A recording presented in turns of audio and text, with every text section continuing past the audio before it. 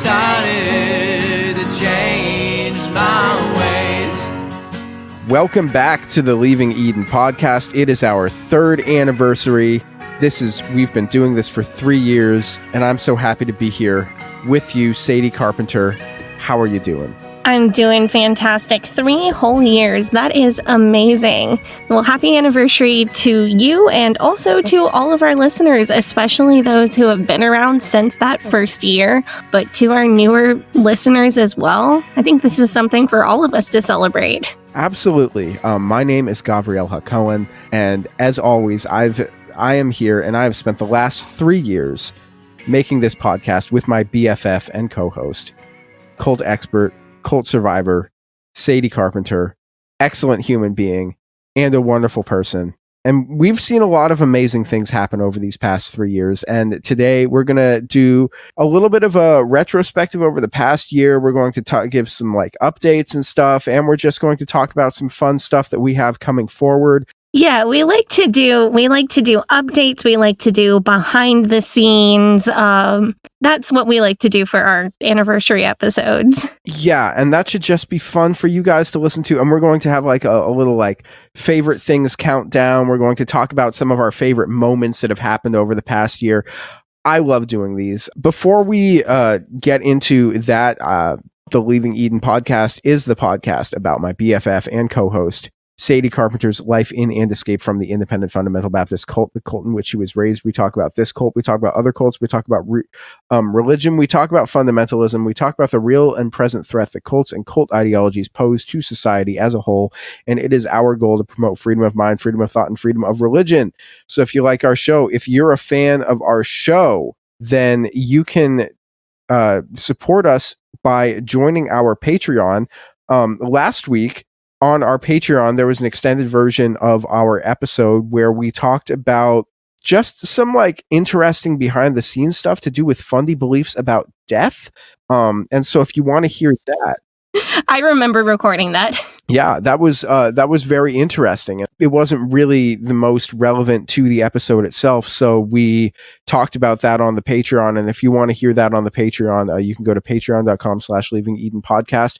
And the week before that, I was extremely tired from moving, and I went on an extended rant about who actually did the Kennedy assassination. That was popular. That was really cool. I was excited to, because I'm not a huge conspiracy nut, but this is a conspiracy that you've actually done the research into, and there's actually of course it was a conspiracy. Everyone knows it was a conspiracy. That's the whole thing, is that it just hasn't been released to the public. You can also join our Facebook group and our subreddit. Those are both called Eden Exodus. So you can go to reddit.com/r/Eden Exodus, or you can go to facebook.com/groups/Eden Exodus. Both of those are awesome. And we do have coming up a Q&A episode. So get your questions into leavingedenpod@gmail.com. That's the best way to send us questions, because if they come from a place that's to our Instagram or to our Facebook or to in the Facebook group or something, then we don't have them all in one place, and it's harder for us to get them compiled into a place where it's easy for us to answer them. So send them to our email just so it's easier for us to find them. We have 3 I Gave It All tier patrons. They are Kathleen Moncrief, Melissa Mosley, and Todd Dale on behalf of Madeline Antrim. Wanted to thank all 3 of our I Gave It All tier patrons for truly giving it all and being there for us in an incredible way. Absolutely. Truly fantastic, and I'm blown away by the level of support that we get. We also have quite a few Faith Promise Missions tier patrons. Our Faith Promise Missions patrons are Alex P., Ali Allen, Anisha Patel, Brooke Tully, Krissa, Crystal Patterson, Dora J., Enchanted Fairy, Esther M., Hannah Ross, Hope Norum, Horton Here's a Shane, Janine Callan, Jen Kaharski, Jessica Tambo, Jonna, Katerwee, Kitty Kate, Kristen Marie, Learned Vixen, Lita, Linda Morgan, Lindsay Goss, Lorena Watson, Madeline Antrim, Madeline Cusick, Marlena Stuve, Marcia Millard, Mary Williams, Mary Martin, Megan Arndt, Rob the Methodist, Sarah Reese, Stephanie Johnson, Steve and Amy, Susie, Tara McNamara, The Loch Ness, Tiffany Enderby, and as always, Wes the Cowboy. Thank you guys so much. Yeah, big thank you to all of our I Gave It All tier and Faith Promise Mission tier patrons over on Patreon, but also to everybody who supports us on Patreon and to all of our listeners who support us in different ways, like letting people know about our podcast, posting about us on social media, inviting friends to take a listen. All of you have made the last 3 years possible. I especially want to thank all of you for the help that you've given me in being able to get into a house. I know people probably know that the market's kind of crazy right now, and it is a really, really big privilege, like incredibly big privilege to be able to get into a house. The people who support us on Patreon, the people who listen to episodes every week and recommend us to others are the reason that I have a job that I can do as a full-time mom. Because of the educational abuse and educational neglect that I suffered in the IFB, I can't afford to work a full-time job because the amount of money to put my child in daycare would be the same as or even more than the amount of money that I would earn if I worked full-time, because I don't have degrees and qualifications and job history because of abuse and neglect in the IFB. So this podcast has actually changed my life and allowed me to have something to do and a source of income and a passion project that I can do while being a full-time parent. And I cannot overstate how much I appreciate that and thank all of our listeners and especially our patrons for that. I would like to tell my wild moving story if you'd like to hear that, Gavi. Tell it. I know. So you've heard little bits and pieces of this as it was happening, and I don't think you've heard the whole story. No, Sadie was just like sending me messages, and I'm like, oh, Jesus Christ, another thing. I'm kind of hoping that this will make people laugh, and then that will be my way of giving back to, the people who made this whole house possible to begin with. So we had scheduled movers for almost 2 weeks after we were supposed to close on the house, because we were thinking that that would give us some time, because we just moved to the suburbs of Portland. It's just across town.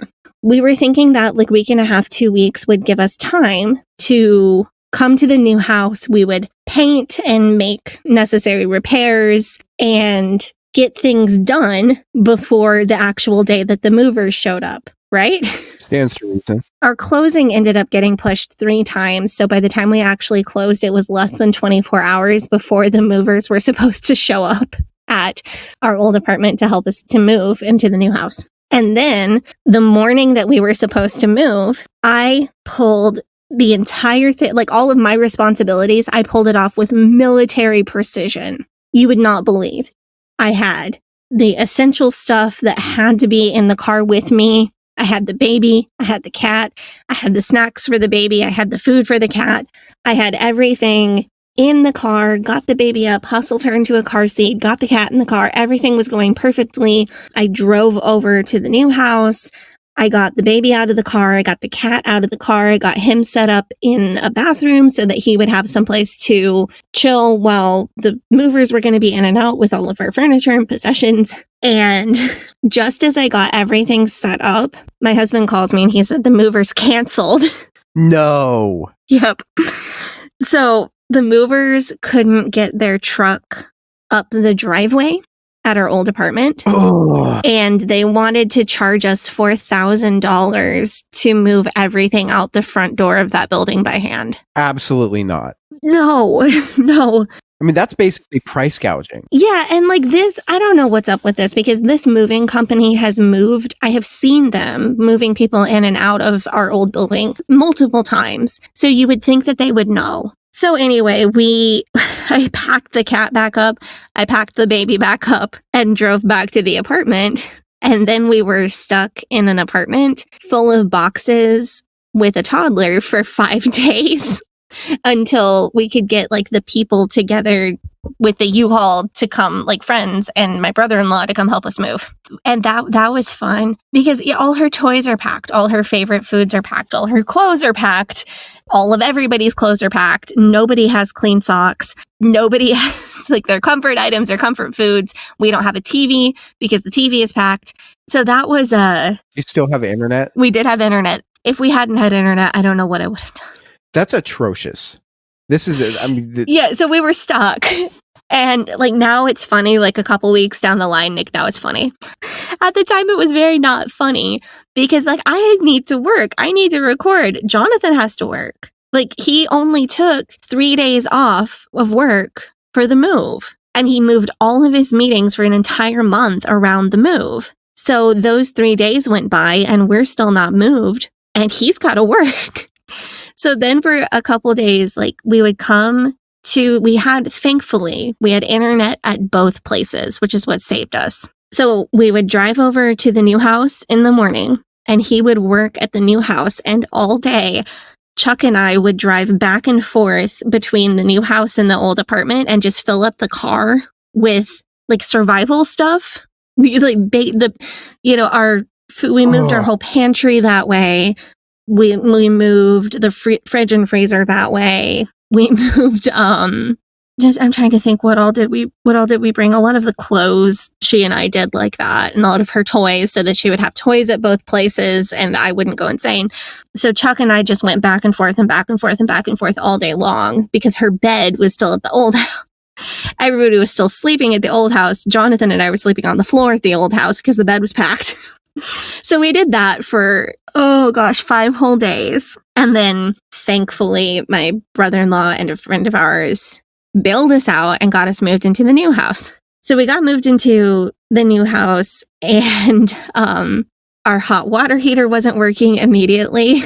So, you move stuff and you feel you're like gross and you're sore and you just want a hot shower and then you can have an icy shower.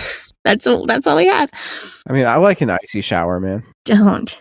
I only do that when I just got my hair dyed.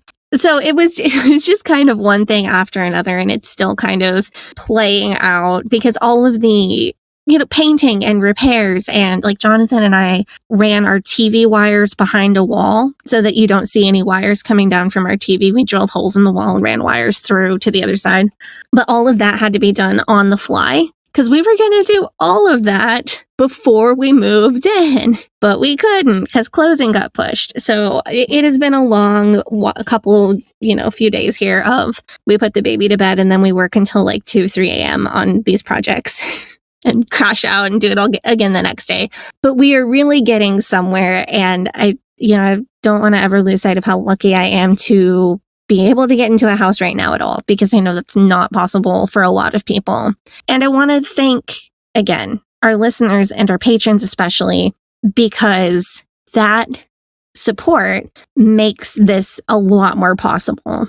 And I'm really thankful. I'm really excited to make this place home. It has been a wild time moving, but Chuck and Harry are doing really well. Place is starting to look like something good. And thank you so much for your support over the last 3 years. Sadie, did you pray for resiliency or patience? Did I pray for patience? Did you? Not that I remember, but maybe I did. Maybe I did. The Lord is fulfilling your request in the and he's just kind of like giving you a shakedown run. Yeah, that or maybe my dad's playing a prank on me. I don't know. I mean, I think that if it was your dad playing a prank on you, he might go a little easier on you than this. He wouldn't have done all that stuff, but he would have done one of those things though. Yeah, like one of them would be fine, but all of them, like one of the 14 things that have gone wrong, and like how lucky am I that everything went wrong that could have gone wrong, and I'm still sitting here in the house with Wi-Fi, recording an episode, doing my job that I love, baby sleeping in the other room. Like that is incredible good fortune in life. That many things could go wrong for me and I could still bounce and land doing what I need to be doing today. That's not something I take lightly. We both moved this year. Yeah, you got to move to a brand new city. I moved to the whole opposite side of the country. I moved 3,000 miles using a minivan, and then had to unload that minivan into a third-story walk-up by myself. But I still think that your move was probably more stressful than mine. I unloaded a moving van with a baby in the backpack carrier on my back. Oh, your calves must be like... My calves were already ripped, but they're going to be even more now. Yeah.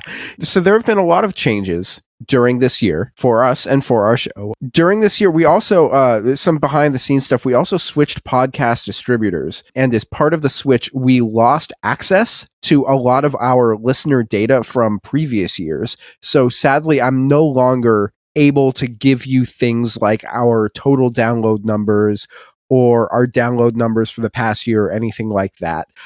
I can give you guys like a rough estimate of those numbers and where they are, because I like to maybe give you guys an update. And I'm happy to say that in the past year, the past 3 years of doing our show, when's this episode going out? Because I think our first episode was August 11th, 2020. And I think this episode's going out on August like 14th, 15th, something like that. Yeah. In the 3 years later. So in the past 3 years, our show has amassed a total of somewhere around 2.3 million episode downloads. You know what I would really love to get to 1 million in 1 year. Yeah. That's my stretch goal for this year. That would be really cool. That would be fantastic. And I don't see any reason why we can't do that, because, you know, we keep improving every, like our show gets more and more popular every year we do it. That's good. If it was the opposite, that would not be so good. Yeah, some more fun information about our listeners. It's nice to sort of be able to share who our listeners are. Oh yeah, I love listeners. That. Yeah, so our top countries for listeners are in order. Number 1, United States, of course. Number 2, Canada. Number 3 is the United Kingdom. Number 4 is Australia, and number 5 is Germany. So those are our top 5 countries. I always get a kick out of saying Australia up there. I think just because that's so far away. We know y'all have fundies over there, although they're generally a little bit of a different kind of fundies. But I always get a kick out of the Aussie listeners. Yeah, it is kind of cool for me to see, you know, just to see how worldwide our reach is. And when I say worldwide, I do mean worldwide, because we, according to our analytics, we have listeners on every single continent on the globe, including one listener in Antarctica. What? Yeah, which is wild. So if you're down in Antarctica doing research or whatever, if it is, I mean, say hi to the penguins for me is all I... If you are our one listener from Antarctica, would you please send us an email? Yes. And tell us like who you are? I need to know. I mean, I know somebody who went to Antarctica. He was like a plumber though. And he just like went down to do... I know people who have gone there like for a trip, but I don't know people who have lived there. Yeah, I know a guy who lived there for like 6 or 8 months.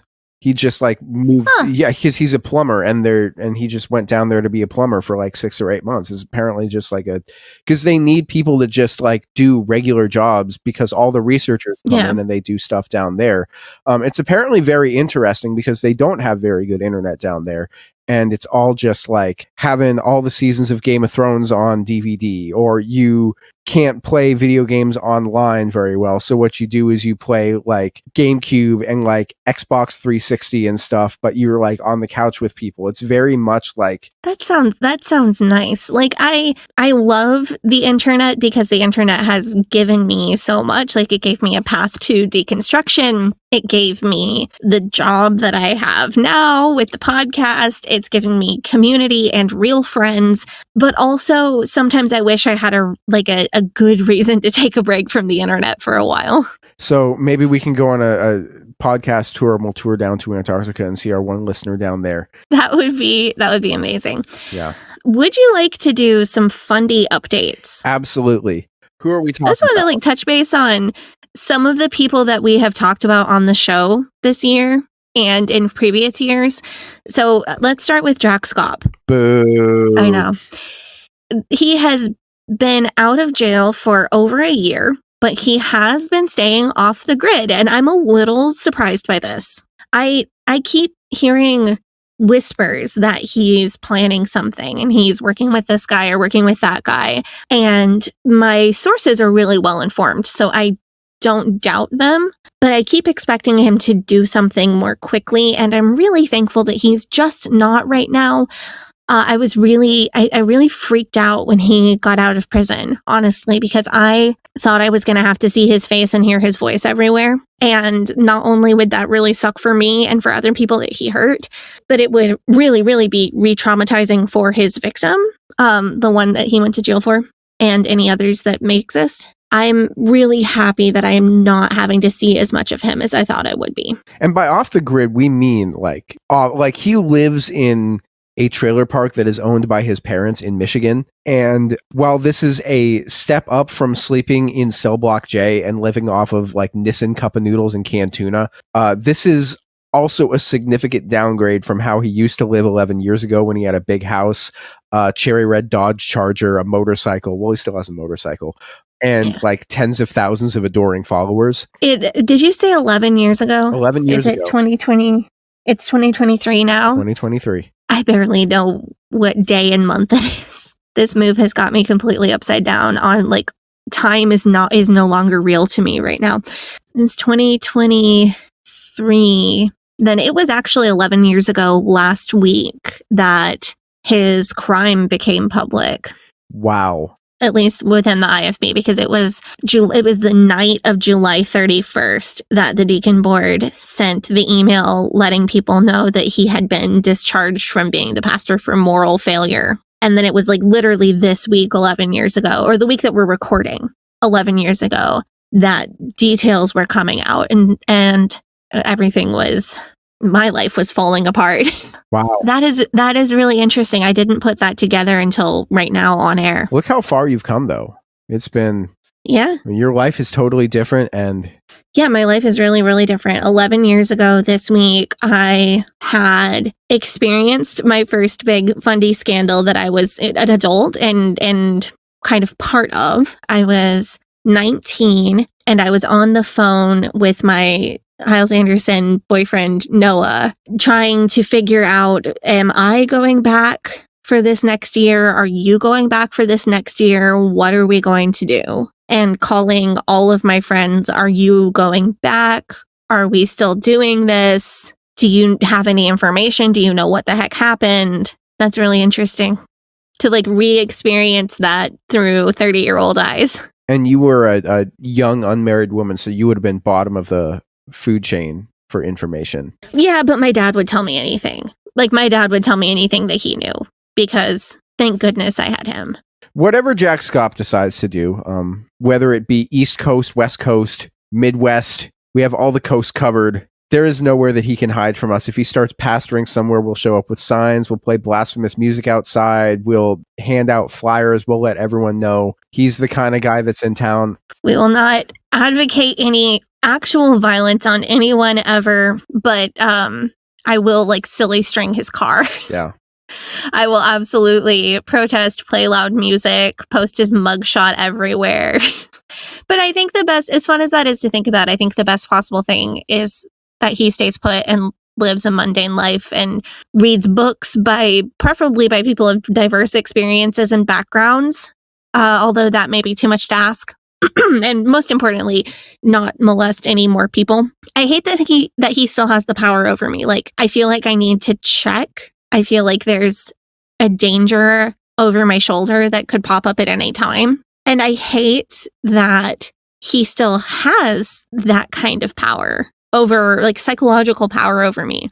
But I would rather live with that feeling of impending doom as long as he stays put and stays silent. Yeah, I mean, if he lives out his life in obscurity and never goes near a pulpit again, that's not like the full prison sentence that he deserves, but it's something. It is so weird to cope with this from my perspective because I don't know. I know how willing the IFB is to forgive and take people back, especially when they are talented, when they are charismatic, when they have something to offer the IFB as a whole. And I also know what he was like 10 years ago, 11 years ago, even a few years prior to that, 12 and 13 years ago, when I knew him even better. It's really an interesting feeling.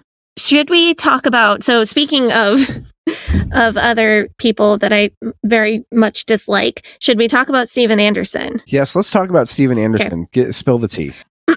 So Susanna took literally all of their children on a month-long trip to Germany to see her family.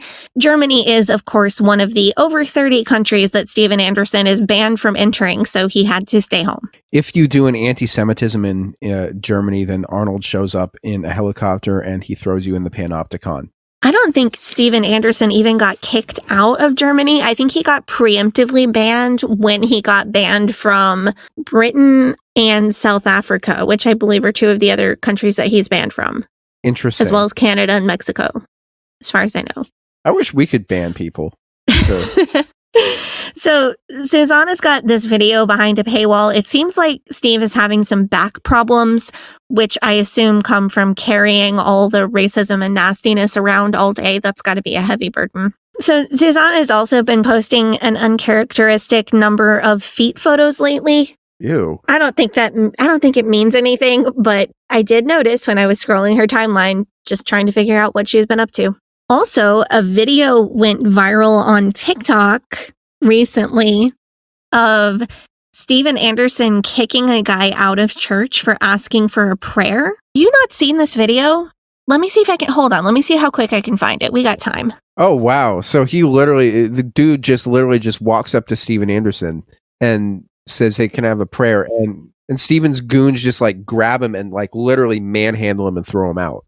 Take that baby out. It's very much like the Jack Hyles. It's like a more intense version of that. Is somebody just like standing up and walking down and saying, "Can I have a prayer?" Is that a normal thing in? No. Okay. No, that's very unusual, but I'm trying to think. It does happen in IFB churches. Usually it's people who are not IFB, who have like recently converted or are in the process of becoming IFB, like not visitors, but people who have only attended a couple times and are not fully integrated in the church yet. That's who you would expect to see doing something like that. And I know it would have happened in my church growing up at least once, maybe twice, but good pastors have a way to deal with it. Like a good IFB pastor would grab the assistant pastor who's sitting behind him on the platform and say, "Yeah, absolutely, brother so-and-so, would you take this man in the back and have a prayer?" Or take him off to the side, like behind the piano, and have a prayer, and then keep preaching his sermon. Is there a denomination of Christianity that's more likely to do that? Oh, yeah, definitely. I don't know for sure, but I bet the Pentecostals do this. Okay, so if a guy was like coming to Steven Anderson's church and he's used to being Pentecostal, and then he is like, "I guess I'm just going to do that thing that we do at my church that I'm used to," and he just gets thrown out. That's completely unconfirmed, but I bet that's like a Pentecostal or charismatic thing. Now that makes more sense. So can we move on to Aunt Lori? Should we talk about Lori Alexander? Yeah, about how men prefer debt-free virgins without tattoos.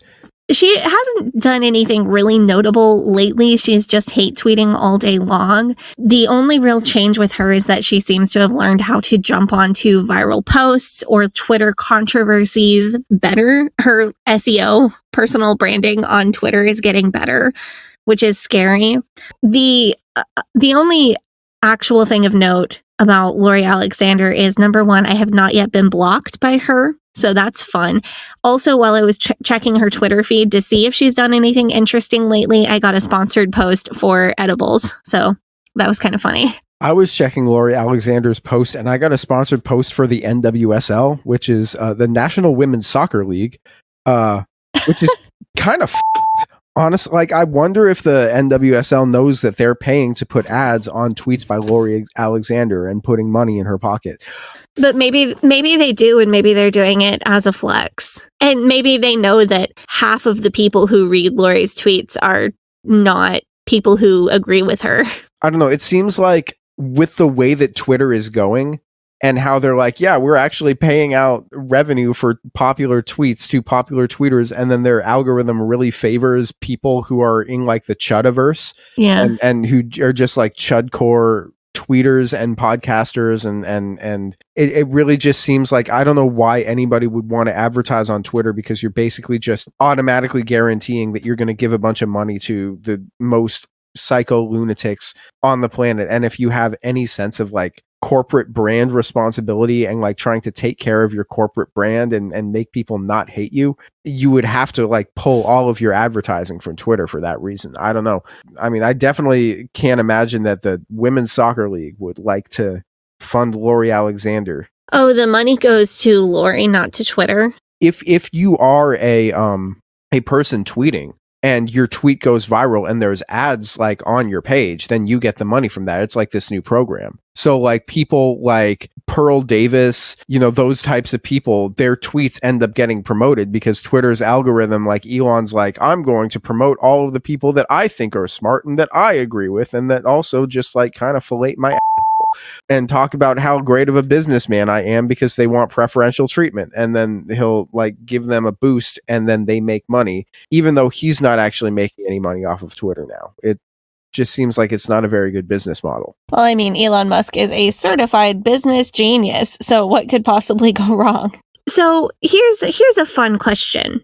What were our favorite non-cult podcasts this year? Ooh, okay, that's fun. That's interesting. Yeah, let's get out of the fundies. Let's do something actually fun. Right, because I mean, I've said this before. I don't listen to true crime podcasts or cult podcasts or deconstruction podcasts for a couple of reasons. One is that because I produce this content is often trauma related or trauma adjacent, and in order to make the episodes, Sadie and I have to actually like consume the content as we're making it. So when we like outline and then we record and then we edit, I end up listening, and then I like listen to it after release. I basically have already consumed that content 4 or 5 times, and that's kind of a lot for me. And so like if it's something especially traumatic, then I have to go through that a bunch of times. So when I'm listening to other podcasts, a lot of times it's just kind of more of like a brain cleanse. I also think that me not listening to that stuff kind of makes it able for me to keep it more fresh and makes me to have a better outsider perspective and preserving that outsider perspective. And I think that's sort of vital. So I only really listen to like other deconstruction podcasts if it's for research, or if it's like we have a special guest coming on and I want to listen to their show to make sure that I have something to talk to them about. So apart from this podcast, in my leisure time, I looked at my Apple Podcast data. I only listen to like 4 other podcasts. 2 of them are basketball podcasts about the Portland Trailblazers, specifically the Jacked Ramsey's podcast and Sean Hyken's Rose Garden Report podcast. One of them is a Formula One podcast, which is called the Shift F1 podcast. And the other podcast that I listen to is called Dimension 20, which is a Dungeons and Dragons podcast that my girlfriend introduced me to. All just stuff that's wildly different from the stuff that we do here. I think that's fair. Because if there's something going on in the deconstruction verse that is big enough that you need to know about it, I tell you about it. I mean, and a lot of times I'll follow the story too, but I'll like try to only follow it peripherally, because if we want to talk about it on the show, I'm like, I'll learn about it when it's time for us to do research about it. And if there's something that's so big that you have to know right now, then I'm going to tell you, because I have pretty much transitioned all of my social media to like 90% cult content. I have, as I've mentioned, I have a burner TikTok that is just like cleaning and organization videos and feminist comedy and hell yeah, home brewing and food videos and extreme deep cleaning videos, and like it's only cottagecore stuff and that kind of thing, and musical theater. So I have like that one account that's for other things, but most of my social media has become business, like work social media for cult stuff. So if something's going on, most of the time I'm going to see it and I can keep you posted. I get where you're coming from with the true crime or deconstruction related podcasts. Because on one hand, I want to keep up with what other deconstruction related shows are doing, because I don't want to step on somebody's toes and cover something that's been covered recently. So, for example, I listened to the Excommunication Station episodes on Billy Sunday. It was super entertaining and funny, and they did great coverage. So now I know I don't need to put Billy Sunday on our list for at least a year.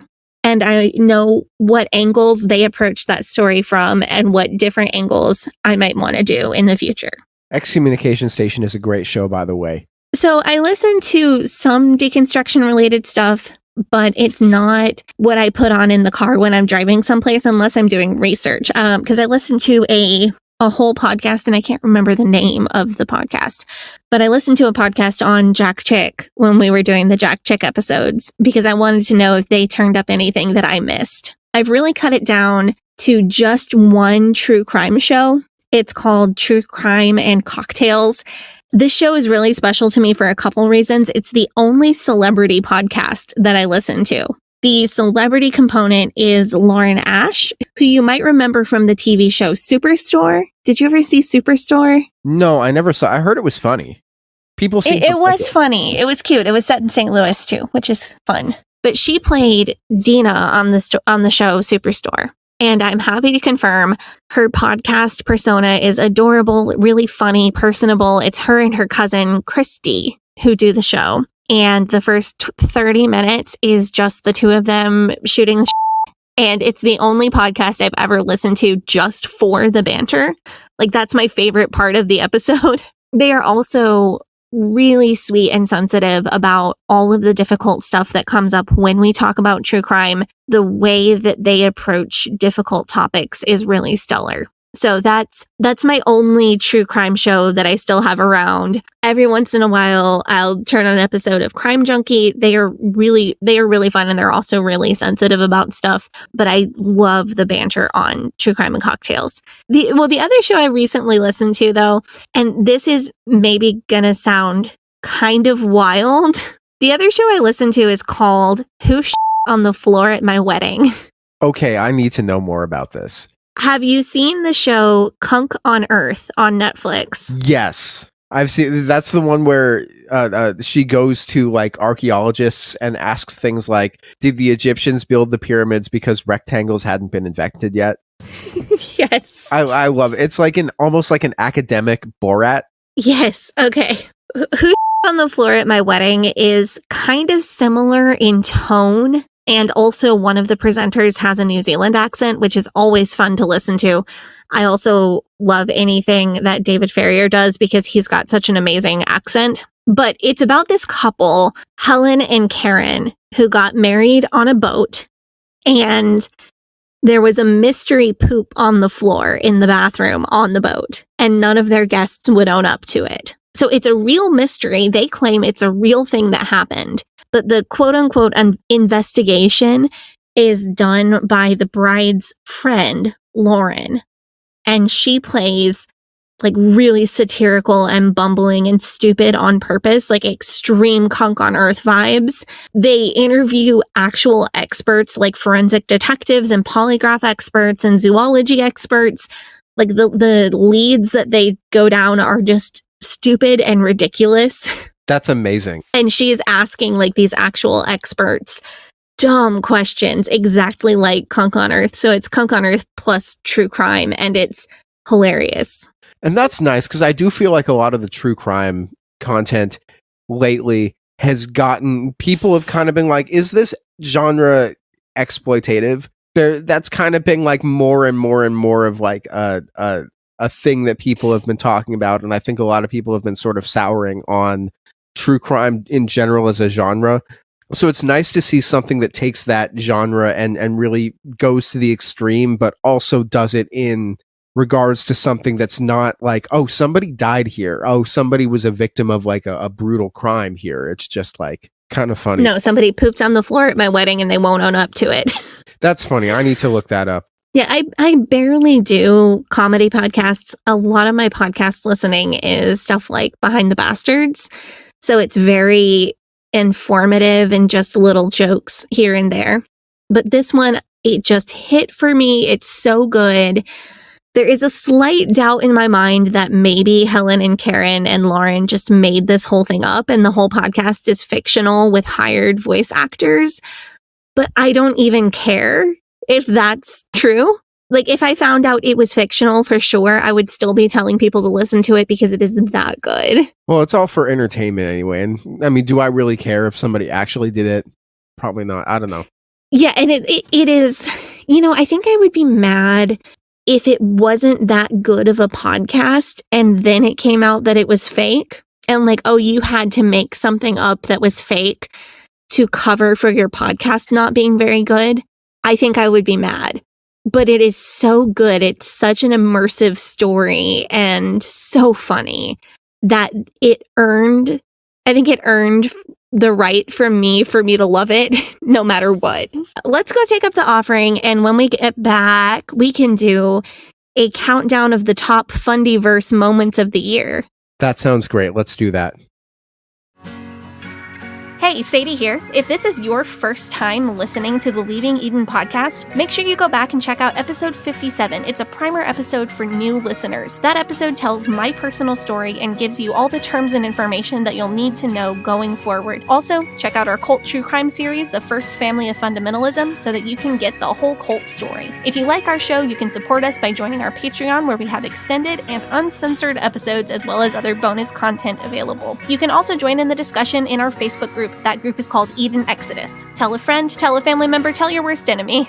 The Leaving Eden podcast is a fully independent podcast, and we really appreciate your support. Now, back to the show. We are back from our break. We are here. We've talked about just some general stuff that's gone on over the past year, and now we will talk about more stuff that's gone on over the past year. In doing this, I thought back to over the past year of the top 5 things that happened in the Fundiverse, decided that I wanted to do like a top 5 countdown. There's a couple of honorable mentions here that I think deserve to be talked about. The first one is the Jerry Falwell Jr. Pool Boy scandal documentary, God Forbid. And I put that on here as an honorable mention because the scandal didn't break this year. The scandal broke a couple years ago, but we got the Hulu doc about it. That was this year? That was earlier this year. Or that might have been late last year, but it was in the past 12 months from when we're making. See, I'm telling you, time is not real to me. I would have thought that documentary came out in like 2020 or 2021. Dude, time just like it's elastic. It's so weird. Yeah, I had no idea that was this year. It was a good documentary though. It was like 2 houses ago for me. Because I was living in a different house, and then I moved back into my parents' house for 3 months, and then I moved from my parents' house to Philadelphia. So it was like 2 houses ago for me. It just seems like a different universe 12 months ago. But yeah, we got to see like the documentary about the pool boy scandal, which was a lot of fun. My second honorable mention is when Paul Olagus freaked out about the interracial couples in Rings of Power. And then deleted his video. When there was all the blowback about it. And I think this is just like peak Paul and Morgan, peak Paul Olagus, because you watched that video, right? No, I only saw screen grabs because I didn't get to it before they took the video down. Oh, well, you can find it. Somebody like archived it. Because basically when he's talking about it, if you watch their channel, when Paul goes on a rant, Morgan will just kind of like look over him and be like, he's still going. Okay. Like, what is he saying? And like Paul starts like going on this rant about how like Rings of Power is the woke agenda and how every couple in the TV show was like an interracial couple. And he's like, okay, there's 1, that's fine. And there's 2, and that's like, and it's 3, and they have to be doing it on purpose. And then Morgan's like, you can see on her face that she's like, My other honorable mention, like Paul and Morgan moment for this year, would be the Shiny Happy People documentary and like their backlash to it. Yes. They got invited to do this interview, and they just start talking about like submission and marriage, and they walked themselves right into it with basically no producer involvement. And then they got mad at the producers for showing what they themselves said on screen. And then the post Shiny Happy People debut content that they made was really pretty funny as well, when they were just like, we don't think we were portrayed very well, and we got ambushed, and we're like, Well, they had clearly planned all of this content to promote the documentary and promote their appearance in it because they thought they were going to come off well, and they somehow had no clue what this documentary was about. When it came out and they found out what it was actually about, they had to reshoot all of this content. That I thought that was what happened. I thought it was obvious that that was what happened. I think you're probably right about that. But I think that, like, they should have known beforehand what it was going to be, because we knew, like, we didn't say anything about it, but we knew that Chad and Heather and Jen were involved in something, in some sort of like a lot of times when our friends are in things, they can't tell us because of NDAs that they signed, but we will get, I bet there's going to be a new documentary, and we are able to put that together with things that come out on the Amazon website and put two and two together and have a general idea of what's coming out. It was a very open secret. But nobody broke their NDAs to talk to us. No one broke their NDAs to talk to us, but like, it was very much an open secret that there is a doc coming out. It's probably going to be an IBLP fundamentalism doc. Like, and you could tell from the people who were going to be featured in it, like, what the angle was going to be. And Paul and Morgan were just like, yes, let's go full on forward into this. And just like, they really just kind of showed their ass, and they got mad about that. So those are your honorable mentions. What are your top 5 Fundy moments of the year? So number 5 top moment of the year in the Fundyverse is when Bethany Beal introduced us to the term self-cultivation. Ew. I did not need to be reminded. I had to listen to the podcast where she talked about it. Did you listen to that? I listened to both episodes of that podcast. What was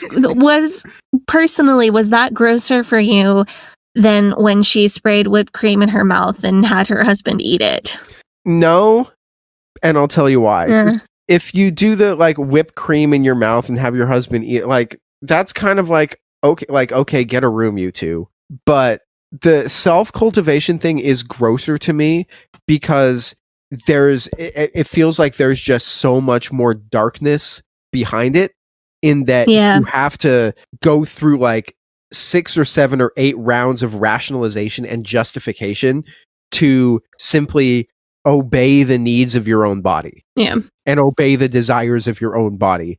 Because what she was doing in that interview was trying to get 7 or 8 or 9 or 10 levels of justification for doing something, and trying to tell all of the other people who listen to the podcast, mostly, I assume, young, unmarried, or soon to be married women, or recently married women on the podcast, it's okay for you to do this thing, but only if you go through 8 or 9 or 10 rounds of rationalization and justification. And to me, that's really the gross thing, because you're not getting rid of this idea that your body is sinful and there's stuff wrong with it. You're just saying your body is sinful, but it's okay for you to self-cultivate if you follow XYZ steps that make it okay somehow suddenly. And that's still kind of gross to me, because it's like trying to have your cake and eat it too, but it's like, you can't really. It's trying to have your cake and eat it too while never technically having nor eating the cake. Yes. Yeah. And that's sort of it, is that they were just like, well, if you do the self-cultivation, then you can figure out what you actually like, and then you can show that to your husband. And that's the reason why you're doing this. And that will hopefully help you fulfill God's plan for your life. So that's still the ultimate goal. And it can't just be, I want to do this because it feels good. I want to do this because I need to just like, my mind is like all tied up in knots today, and I need to just like blow off some steam. I need to relax and chill out, or like. Yeah. Well, yeah, because feeling good and relaxing are not acceptable goals. That, for me, that's why that made the list above, I think the Jerry Falwell and the Rings of Power racism. Number 4 on my list is Brittany Dawn getting sued by the state of Texas and having to pay out almost $500,000. Yes. And we are covering Brittany Dawn. It will Is it next week? It depends on if we publish this episode on the 14th or the 21st, but Brittany Dawn's episode will be on August 28th. Yes. And the 27th for patrons. We're really excited for that one. We dug up a lot of information about her. That is going to be a long episode. And recently, especially, she's been just like, I'm on Threads now. I was off Twitter for a while, but then I got back on Threads, and I saw Brittany Dawn's on Threads, and her Threads posts that she'll post are just the most like sanctimonious stuff. Like, she'll just say, never underestimate what the Lord can accomplish in your life, or something like that, or and I'm just like, yeah, never underestimate the $400,000 that you owe to the state of Texas. I don't know. Never underestimate how much trouble you can get in if you just scam people. She's not a good person, and you will find out about why either next week or the week after if you don't already know. So number 3 on my list is seeing all of the memes after Pat Robertson died. I don't know how you feel about this one, Sadie. So do you remember how before we did the Jerry Falwell episodes, especially the one about Jerry Falwell Sr., I knew basically nothing about him? Yes. I think there was somebody else that we covered that I just had no clue. I didn't know anything about them. So that was what it was like. Like, I still don't have any idea what Pat Robertson did other than he was just another televangelist. Is he the guy who was like yelling about banishing COVID and COVID demons? I think the thing that I remember about him is that he was the guy who said that 9/11 happened because America is too tolerant of gay people. I thought Jerry Falwell said that. Well, they were together when they said it. Pat Robertson he also blamed HIV and said that HIV was like and the AIDS epidemic was like a divine judgment from God. So he is a person who is very callous about other people dying. So I personally see no issue with making fun of the fact that he died, kind of. I see where you're coming from with that. Where I'm coming from. Like, if you can actually say stuff that's as horrible as, gay people deserve to die from AIDS, then go yourself. I'm not going to shed a single tear for you. That makes sense to me. I do know who Pat Robertson is because he has the 700 Club, because he is in that song of Fred Phelps in the Westboro Baptist Church. But that's the only thing I know about him. Yeah, and his whole thing was that he was like scamming money from old ladies. That he was basically saying, if you send me money, then it's like a seed offering, and then it will be returned to you tenfold or whatever. And that was his whole thing, and that he would scam people out of their money. So I am like kind of aware of what kind of person he was and what he did.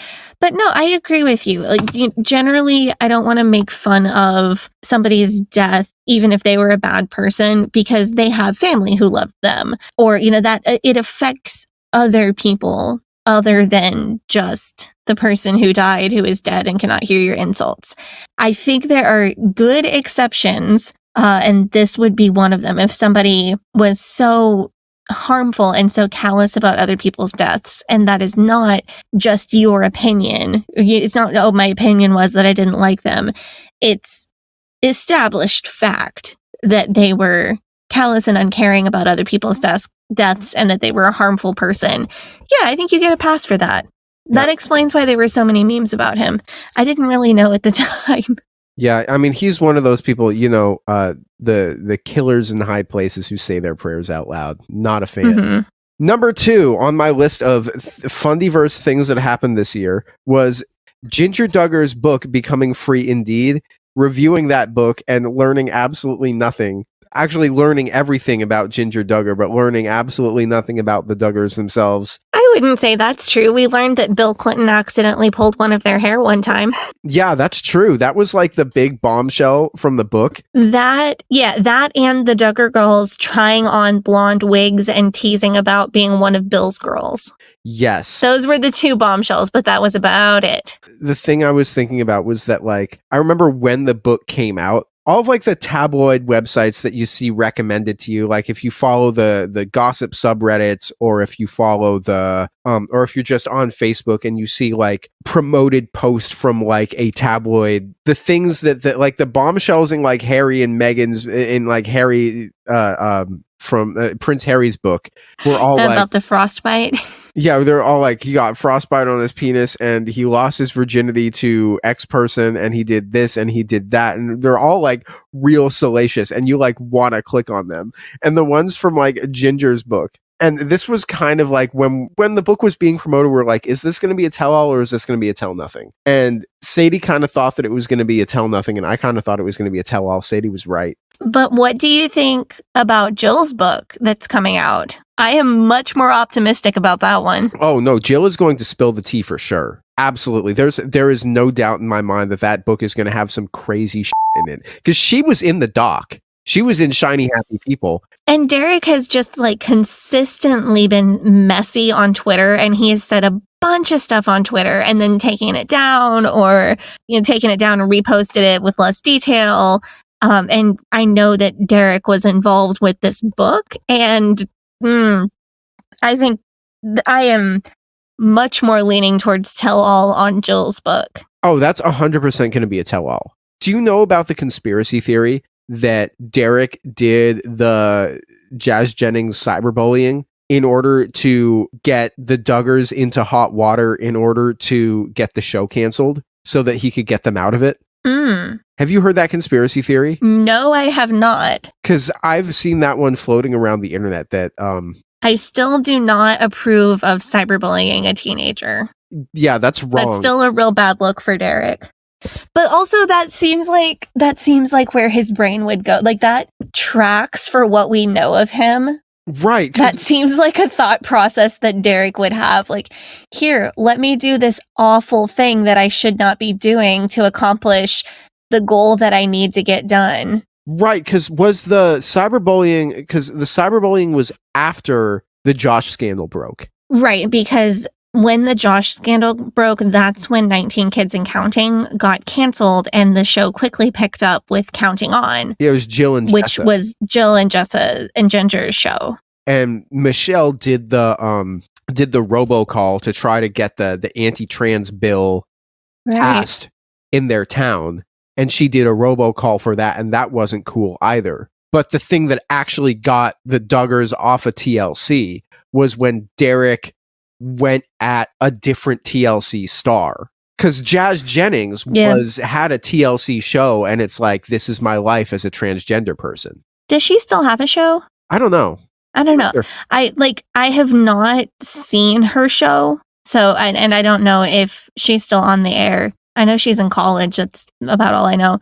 But yeah, trans rights people, let's not bully people, period. But especially let's not bully trans people, and especially teenagers. Gosh, Derek, what is wrong with you?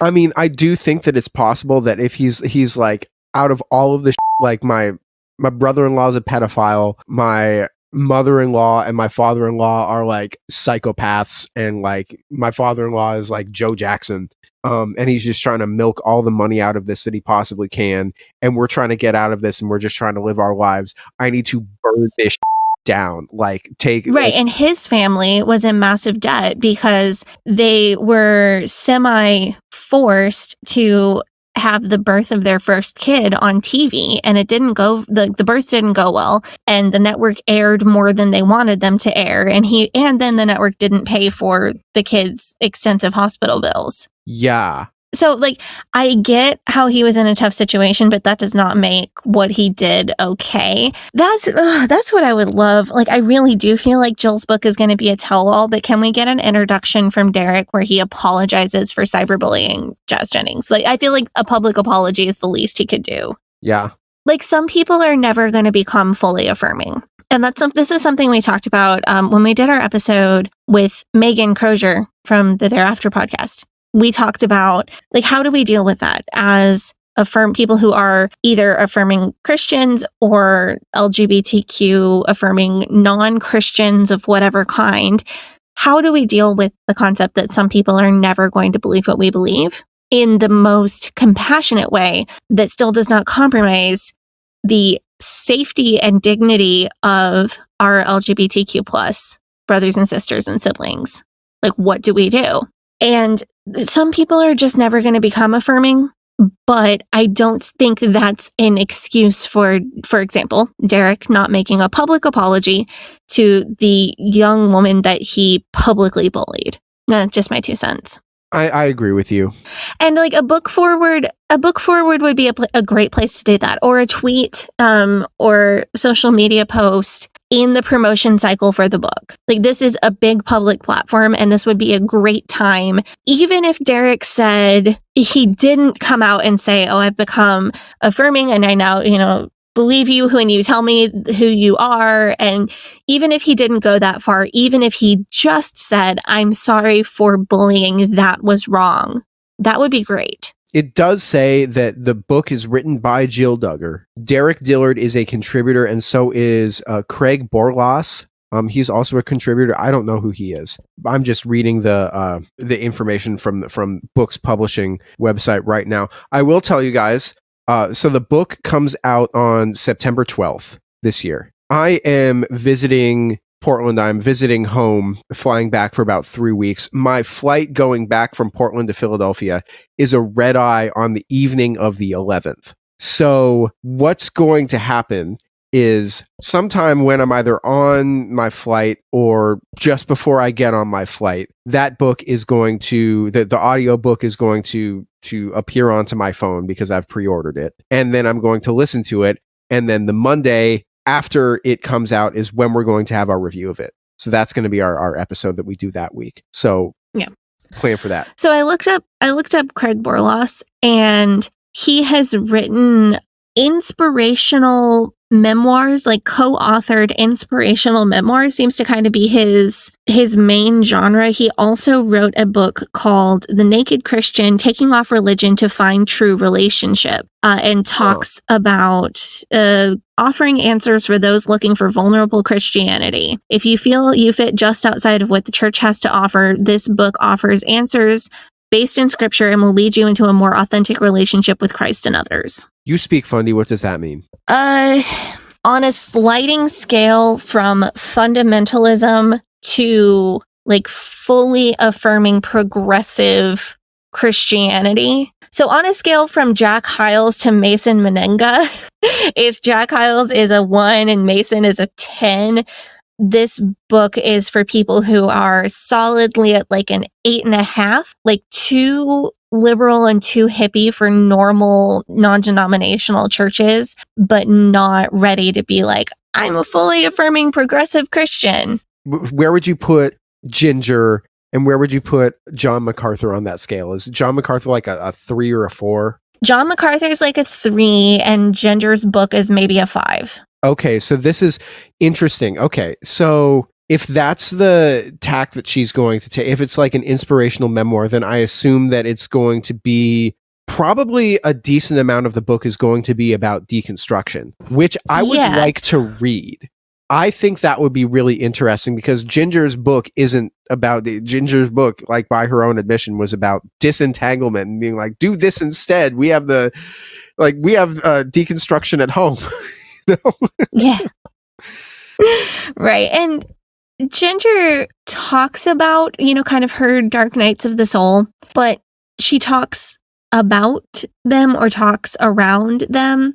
And I think I would like Jill's book to dig into that a little bit more.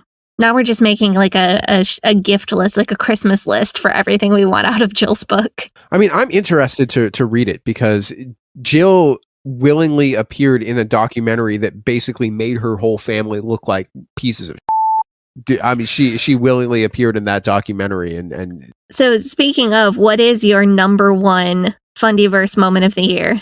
Yeah, I mean, this is a surprise to no one, but the number one Fundiverse moment of the year is Shiny Happy People. It has to be.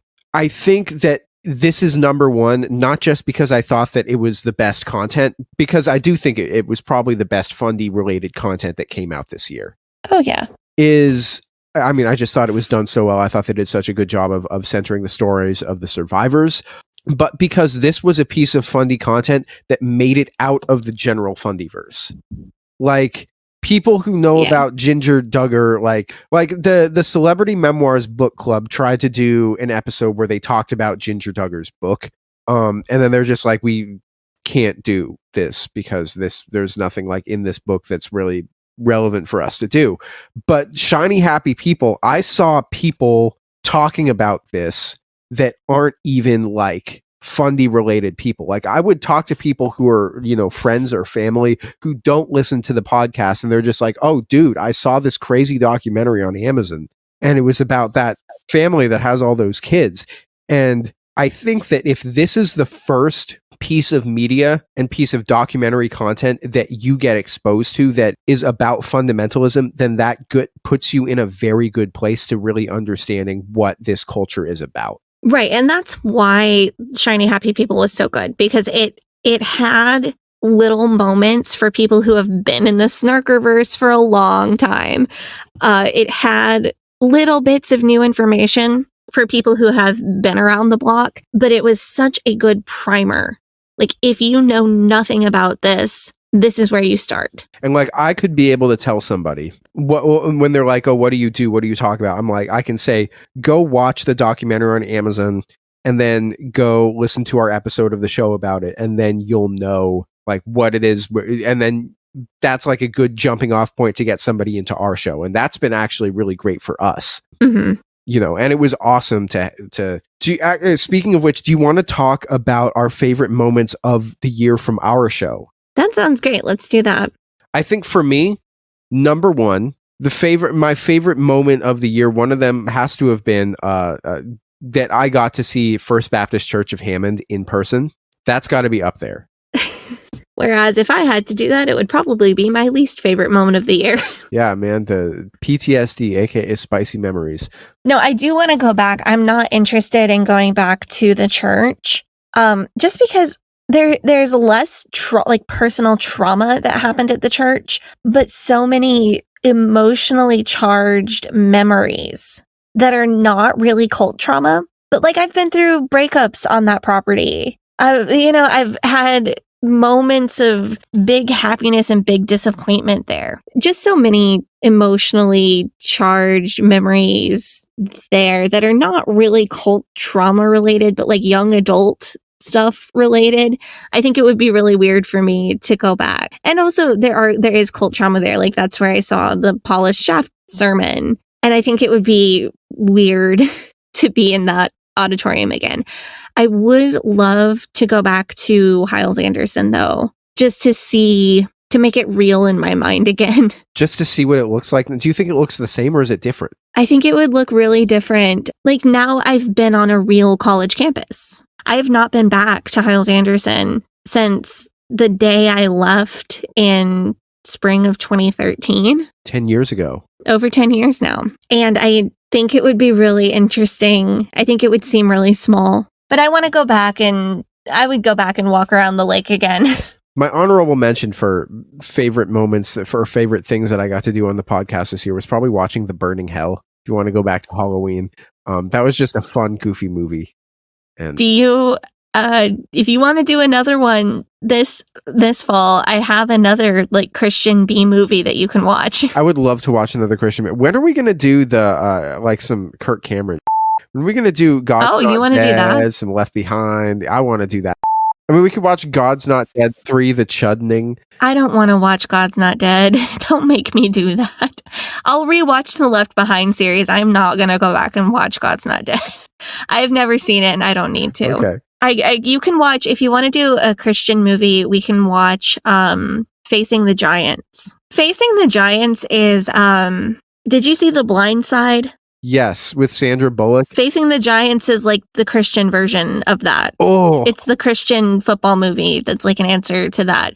Just they don't address racism at all. Oh my God. It's more about like, if you pray for God to help you win a football game, he will help you win the football game and also make your wife get pregnant. The Blind Side was, I mean, like, I remember seeing that in theaters and I thought, wow, that was really powerful. And then I watched it again like 4 or 5 years ago and I'm like, oh, this is some... That's what I've heard. I have not... The Blind Side was a movie that I saw... I think I saw it not that long... When did it come out? I don't know. It must have been like 10, 15 years ago. I gotta look it up. 2009. That is my experience with it. I saw it It's like watching The Help. Yeah, I saw both of those movies in the first few years that they were out, and thought they were the first movies that I saw that really addressed racism, and I thought, oh my goodness, this is so powerful. And then I have not rewatched them, but looking back, I feel like if I did, I would probably be cringing a good bit. But I'm thankful for a movie that got my foot in the door to trying to understand this.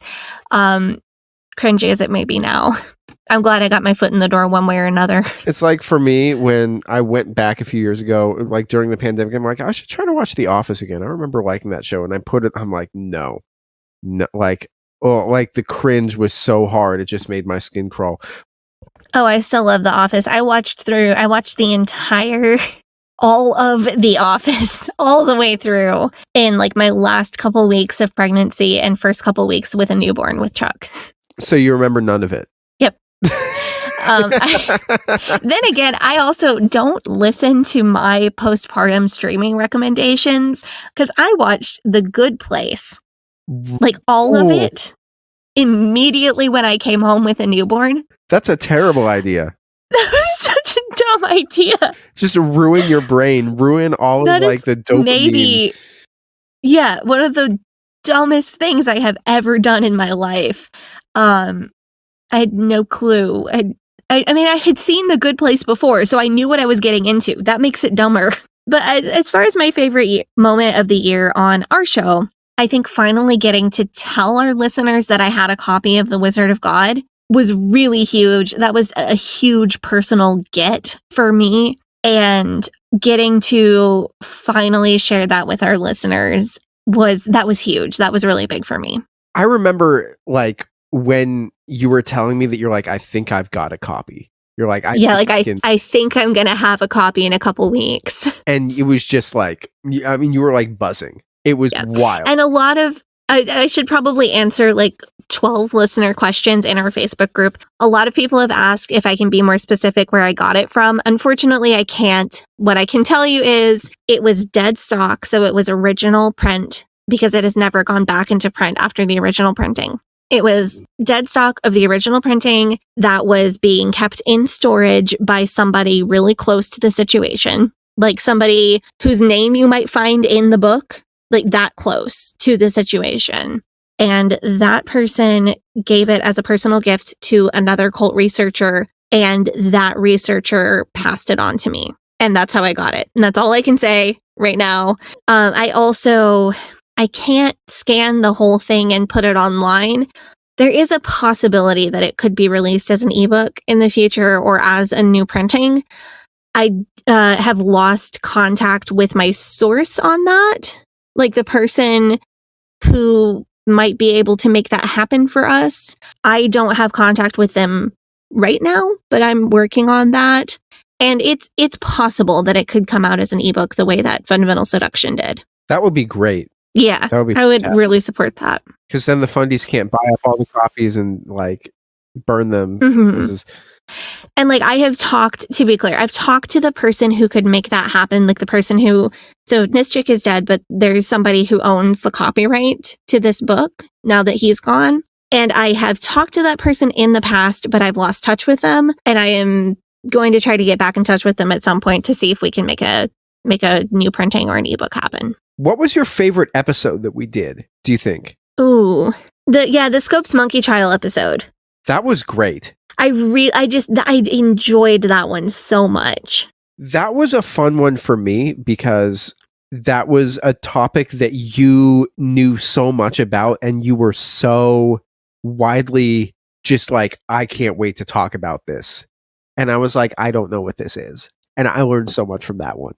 Yeah, and I thought I knew so much about it and then came to realize that I actually didn't because I had been indoctrinated.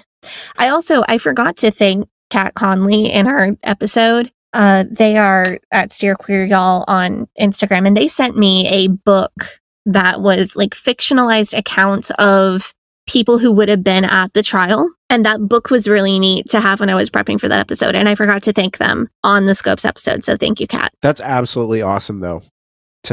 Yeah. It's interesting to see when we get to look at something now removed from fundamentalism. And then when you get to be like, well, this is what I was told. And that's kind of one of my favorite things that we get to do on the show. Yeah, and that's a fun mental workout for me because I have to hold both of those things. Like I have to hold what I learned in my mind and also hold the new things I'm learning about the thing in my mind at the same time. So that feels like lifting weights for my brain. Yeah, but that's how you get stronger. For me, I think one of my favorite episodes this year was when we talked about personality cults, and then when we went after that and talked about Kanye West and like the Donda Academy. Oh yeah, that one was really good. I thought that was a really interesting. That was a avenue that I really wanted to look at for a while, but I didn't really have the wherewithal to do that and really put that all together because I'd been whenever it comes to an episode that I'm really sort of the one driving behind, it takes me probably several months to really compile everything that I want to compile into like one place. So then I can, when we go to actually outlining the episode, I can actually take that stuff and outline it down. And that was one that I'd worked on for a while.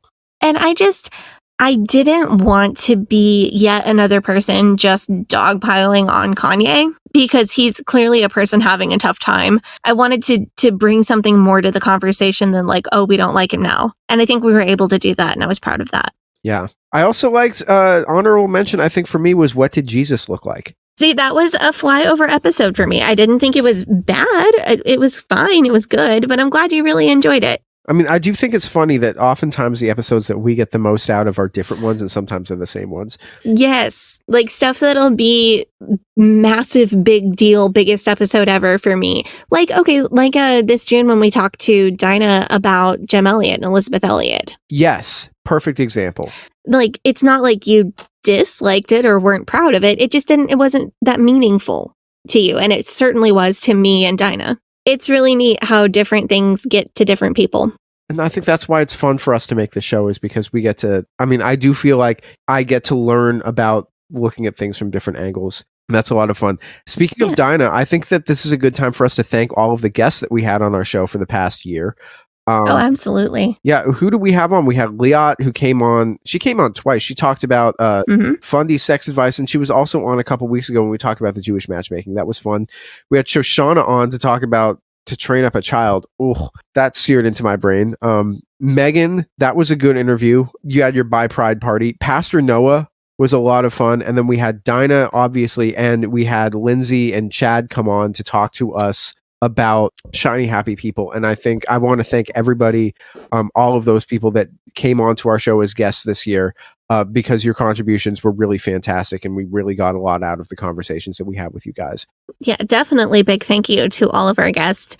And I listened to yours and Liat's Jewish dating matchmaking show episode and I really loved it. It was funny. It was a lot of fun. I really enjoyed that. And special thanks to Liat for jumping in when, as mentioned, my movers got canceled and I was stranded without the ability to record for a far longer time than I thought I would be. It was really like Sadie and I got on to record one day. We got on to record Alberto Part 2 and we're just like, do we want to do this? And Sadie's like, no. And I'm like, no. Also, no. She's just like, my brain, no, I can't. I'm like, cool. We'll take an extra week off. I'll find something else to fill the space. But that was a lot of fun. Have you watched Jewish matchmaking since?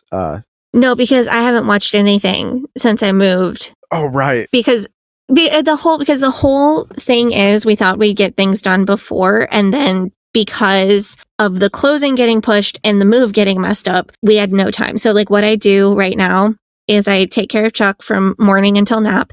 And then when she naps, I record an episode. And then when she's done napping, I take care of Chuck until bedtime. And then at bedtime, I paint a wall or drill holes in things or hang blinds or whatever. Unpack boxes. At least you feel accomplished at the end of the day, I guess. Oh, yeah. And I'm sleeping great, which is great news. That hasn't happened for years. Yeah. I'm not sleeping enough, but I'm sleeping really well. Hell yeah. So it's good stress. It's like good problems to have. But I definitely, I have not had time to watch anything. a couple more questions before we finish this up. A couple more just like retrospectives. I want to know, what is your favorite piece of deep research that you did for an episode this year in the past 12 months? I really enjoyed trying to make sense of Jack Chick and just his life and trying to put together a reasonable timeline that made sense. I also thought digging into the Habsburg family tree to try to find a person who didn't exist was really fun. I'm trying to think if there was one other thing. What about Chiniquy? Yeah, that was refreshing to get really caught up in like a source for, because I found Chiniquy, which is a source for Alberto's claim that the Catholics did the Lincoln assassination. And then I had to read more about Chiniquy to like back up that source. And then I found Henrietta Caracciolo and had to read about her to back up Chiniquy to back up Alberto. And it was just a chain of this thing references that thing, which references this other thing. And I definitely spent more time than I needed to reading that, but it was really fun.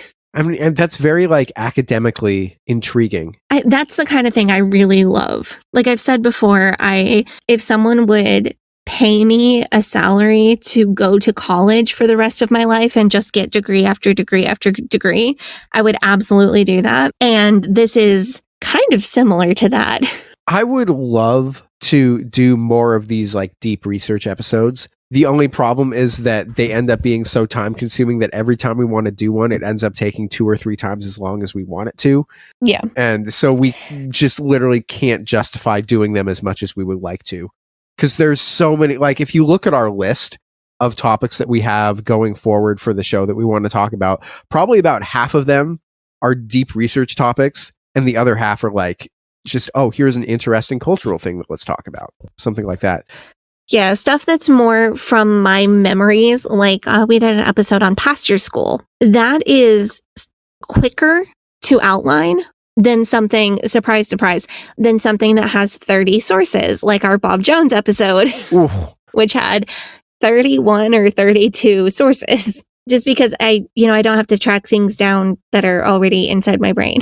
And I love doing both, but one is just a lot quicker to put together as an episode. Well, did you tell us your favorite deep research episode? So my favorite deep research episode, I have 2 of them. One of them was when, I don't know if this qualifies as deep research, but when I read the entirety of To Train Up a Child by Debbie Michael Pearl. I mean, there have been times on this show when I've really had my eyes opened about like, oh, this is what fundamentalism really is. And it happens less now than it did 3 years ago. I will say that. But this was one of those moments when I read it and I was like, oh, this is an abomination. The other thing that I can't talk about deep research that I did without bringing up the Manosphere deep dive because of the amount of like Manosphere and like Andrew Tate content that I forced myself to watch during the research stages of that episode and how many months it took me to make it. But that was probably my other one. And I do think that one was one that also kind of changed the way that I have an outlook on it changed my outlook towards things that aren't just podcast related. It changed my outlook on things that are more related to general life and just generally the way people interact with each other. The other thing about the To Train Up a Child episode is that learning about the 5 stages of moral development from Shoshana was very interesting to me, and being able to look at that and being able to apply that other places in my life was also something that I got a lot out of. Oh yeah, that one has stuck with me too because number one, I'm currently raising a person who is going through moral development. But also, my husband had a conflict at work, and I was like, hey, have you heard of the 5 stages of moral development? Do you think maybe this person's problem, like the reason that they're kind of being a jerk, is because they got stuck in stage 2 of moral development? And so it has really been applicable to life. A couple of quick things before we go. What are our plans for the next few months? What are we talking about? So we have a episode on Brittany Dawn coming out, and it is going to be an incredibly long, like from the length of the outline, it's like 125% of the length of a regular episode. So that's going to be a long episode. I want to talk about J. Frank Norris this fall. He is the guy who's the origin of the brain in the jar myth. But the more I have researched into him, his life was incredibly interesting, and he might have been a much worse person than we previously thought. So I think there's a lot to get into there. We're also going to talk, like we talked about, we're going to do Jill Duggar Dillard's book when it comes out. And I want to get into, we'll have our normal like spooky Halloween episode in a couple months, but I really want to get into some end times fundy stuff. And I promise I want to hear from our listeners. I know there are many people who are just going to be too triggered and not going to be able to listen to anything we put out on End Times content. So I want to know how I can take care of people. So if you put a post in the Facebook group, we can discuss that, because I want to know, how do I take care of our listeners who are just not going to be able to listen to that because of the trigger? But I do really want to get into the end times prophecies and why they're not even biblically correct. And so I think part of that is going to involve me reading the book of Revelations, which I have not read. Full disclosure, I've read many parts of what I would call the fan fiction, what I would, if I'm being polite, would call the sequels, and what Christians would call the New Testament. But I've kind of been like saving the book of Revelations to be something special so that we can do it for the podcast. Like the first time I really go through it and read it, then we can do it for the podcast. So I'm telling you right now, you're going to have no idea what any of it means. That's kind of like what I'm excited for, though, because I like learning. It's kind of similar to the first, what are the books called that Game of Thrones is based off of? A Song of Ice and Fire. So I've read the first one and I've not read any of the other ones, but it's kind of similar to the first book in that series, except for there's not a plot. So there's just like something will happen and then something else will happen, and you have to also get used to the language, and you have to also get used to, they spell the word sir differently, and they have a word for this, and maester means doctor / like academic or like. Yeah, it's going to be similar, I think, for you. I'm excited for that because I did like that book series, and I would love to kind of immerse myself in that and see what's going on. I don't know if we're going to have to talk about Revelations before or after we talk about QAnon, but I would love to discuss QAnon in the coming year, and I think that would be a lot of fun. Yeah, and so that's kind of what we're going to be doing this coming year, and I'm really excited to bring you guys all of this content. We're not going anywhere. As long as there is still fundy stuff to discuss, we will, and religion stuff and cult stuff to discuss and deconstruction stuff to discuss, we will keep discussing that stuff. And I can't wait. Thank you guys for tuning in. Thank you guys for 3 years. Yeah. And thank you so much for continuing to support us and stick with us and engage with us and recommend us to others. We really, truly appreciate our listeners. And we know for sure that you are the reason that we have this platform and that we have this job, and we don't ever lose sight of that, and we appreciate you every day. Thank you guys so much. If you want to follow the show, you can follow the show on Facebook and Instagram, and it's also on Threads at Leaving Eden Podcast. You can join our Facebook group, and you can join our Patreon, patreon.com/Leaving Eden Podcast. And Sadie, you want to plug your socials? Yeah, you can follow me on Instagram at Sadie Carpenter Music, on Twitter at HellYesSadie, and on TikTok at Sadie Carpenter 1. And you can follow me on Facebook, Instagram, and Threads at GAVRIELHACOHEN. Thank you guys so much for tuning in. You guys have a great day. Thank you guys for 3 years. And here's to more. Bye-bye.